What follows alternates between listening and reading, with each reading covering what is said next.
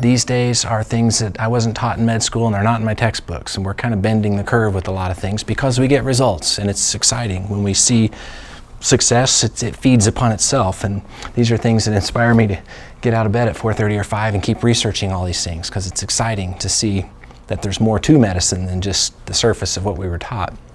Tonight we're going to go through heart disease statistics. What is heart disease? And that's kind of the quote, the pun intended, the heart of this topic. Screening exams, blood tests, and different treatments. And several people in the audience have mentioned statins, so we'll look at a lot of different alternatives to the statin drugs.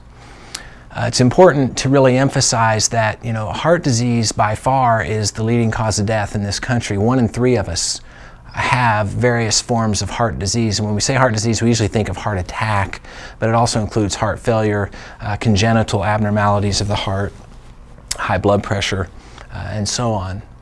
80 million of us, about a third of us. In 2004, it's the leading cause of death, both men and women. Still is, by a smidge above cancer. Stroke is number 3 and number 4, which really is the same thing. Stroke's artery disease. Tonight we're talking about artery disease. In the last 10 years, heart disease has declined, which is a very, encouraging thing. It's suggested that about half of that decline has occurred because of medical therapy, but about half of it has occurred because of changes in risk factors. People eating better, smoking less, these kind of things. And this is really interesting to me. Elevated risk factors, if you have stage 1 hypertension or borderline high cholesterol, major risk factors are higher blood pressure, higher cholesterol, and smoking or diabetes. If you have look at the statistics on this.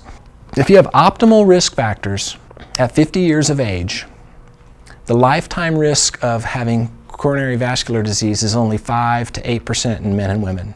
Pretty small.